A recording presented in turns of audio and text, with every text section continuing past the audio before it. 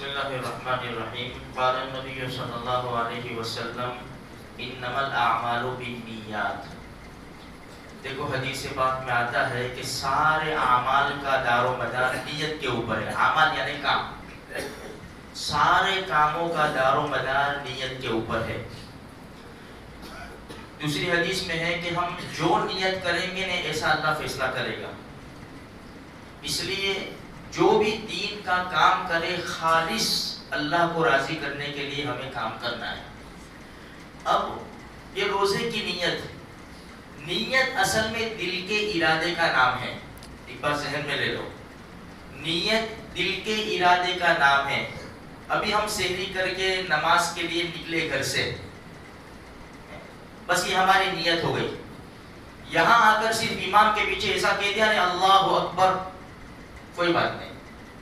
کیوں؟ ہم گھر سے اسی نیت سے نکلے کہ میں فجر کی نماز پڑھنے جا رہا ہوں اور امام کے پیچھے مجھے نماز پڑھنی ہے. ہاں زبان سے نیت کر لے تو بہتر ہے، ورنہ دل کی نیت کافی ہے. دیکھو روزے کا مسئلہ، بھائی ہم روزے رکھ ہی رہے تو ہم سحری اس نیت سے کھاتے بھائی وقت ہو رہا ہے، لاؤ پانی پی لوں، چائے پی لوں. میں ایسا تو نہیں کہتا کہ دم بھی مار لوں، نہیں کرنا چاہیے میرے بھائیو. ایسا آخری وقت میں لاؤ ذرا دم مار لوں وہ مناسب بھی نہیں ہے کہ اس لیے کہ اب روزہ شروع ہونے والا ہے. پھر جلدی سے مسواک کرنا، برش کرنا، یہ کرنا وہ کرنا. اس لیے وہ بھی سمجھنا چاہیے کہ بھائی طلب ہوتی ہے، انسان کو طلب ہوتی ہے. کسی کو چائے کی طلب ہوتی ہے، کسی کو پڑی کی طلب ہوتی ہے، کسی کو دم مارنے کی طلب ہوتی ہے.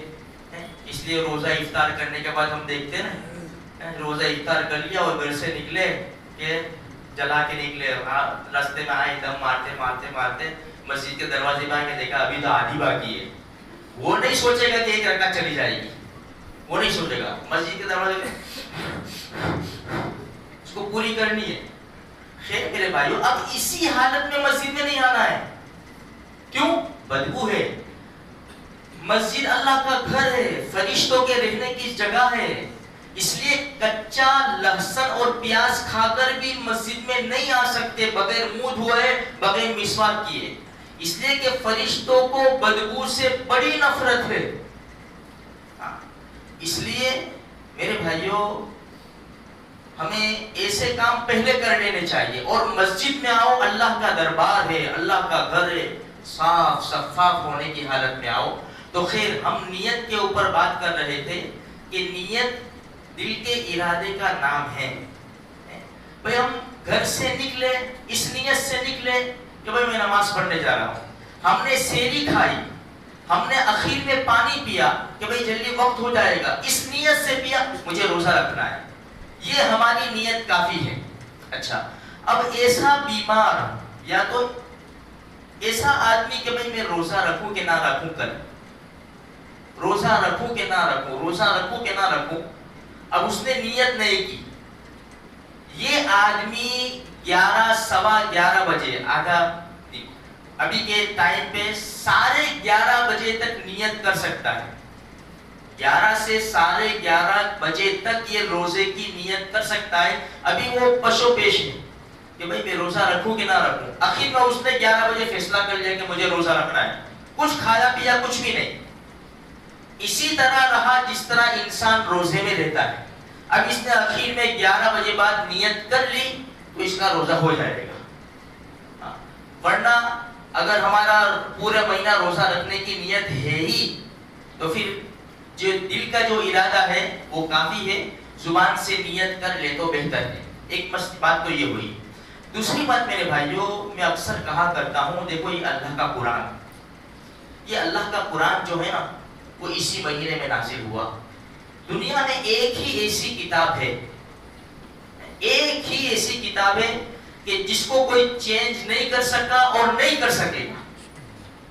اللہ نے اس کو نازل کیا، اللہ اس کی حفاظت کرے گا. ہم سب کے گھر میں اللہ کا قرآن ہے میرے بھائیوں، ہے سب کے گھر میں اللہ کا قرآن ہے. لیکن بد نصیبی ہے، کم نصیبی ہے کہ ہم اللہ کے قرآن کو پڑھتے نہیں ہیں، ہاتھ میں نہیں لیتے.